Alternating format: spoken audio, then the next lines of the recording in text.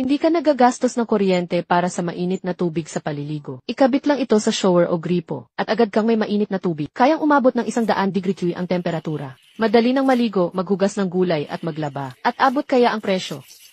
Bumababa na ang presyo. Bumababa na, direkta mula sa manufacturer. Walang kita, order lang ang importa. Sobrang mura na. Huwag mong palampasin. Bilisan mo nang maubos. Hindi ka na masusunog sa paliligos. Zero na ang gastos sa kuryente.